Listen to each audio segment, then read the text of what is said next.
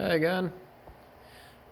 Figured in the meantime I'll do a quick video about this bike and how I came about it. I actually found it on Craigslist.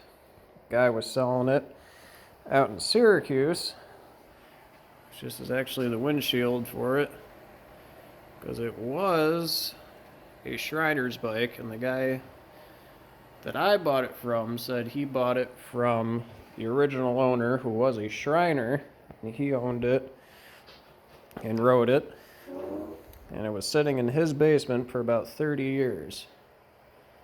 You can see it's got about 5,000 miles. I'm not sure how accurate that is. When I got it, the speedometer didn't work, and the cable was unhooked, so I'd say it's probably got maybe a couple more thousand than what that says. But it's pretty much all original. Tail light was still on there. Shocks, rims. My gas tank sides, those are all still original. Gas cap, handlebars. All my controls. So it was pretty complete. I did go through and clean out the gas tank. It was pretty rusty.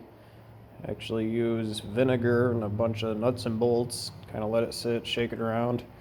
Cleaned it out pretty nice. The mirrors I have on it, don't go to it. I didn't have any when I got it.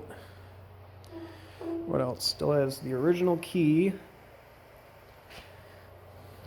And I know it's the original engine to the bike, because my VIN number on my bike actually matches my engine block, which I thought was pretty neat.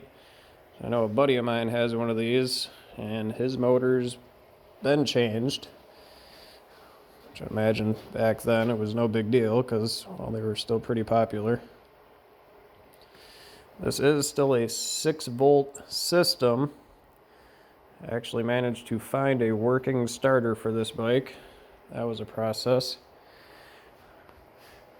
There's a lot of little pieces I've had to find for this. I've had to find, let's see, it didn't have the chain guard, which I finally found. I was missing a side cover. I had both of those. One part, which was actually one of the hardest to find, they call it the clamshell, that goes over the carburetor. I got both pieces for that. I actually ordered a new air filter and foot peg rubbers for it. Those are coming from Thailand also.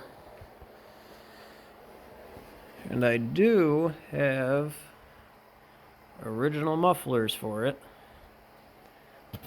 That took a while to find those. It had some weird Harley Davidson big pipes on it when I got it. They were pretty obnoxious. But I've had the bike for probably 2 years now. So I got it running. Then I just kept finding pieces, rode it for a little while, and now I decided to do my engine rebuild. My horn actually still works. After getting the bike, I found out that's pretty expensive part. I think they're around like $150.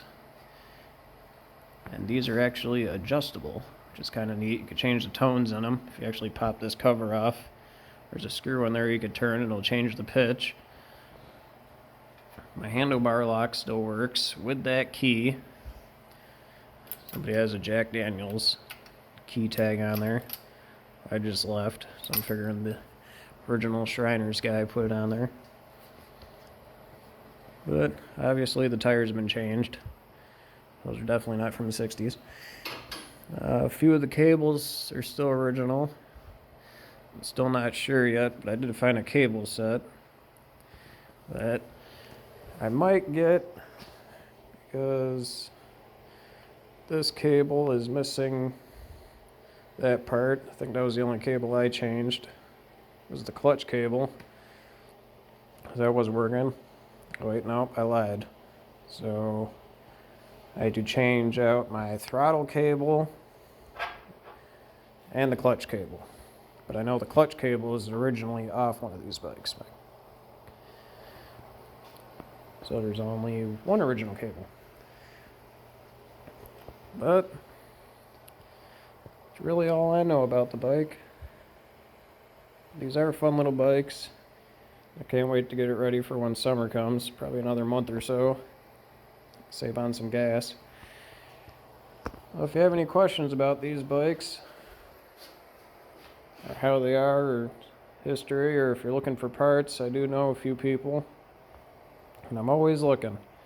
So if you have any questions, or you want to see something, or know something about them, make a comment, and I'll reply to my best knowledge. But that's it for now. Till next time.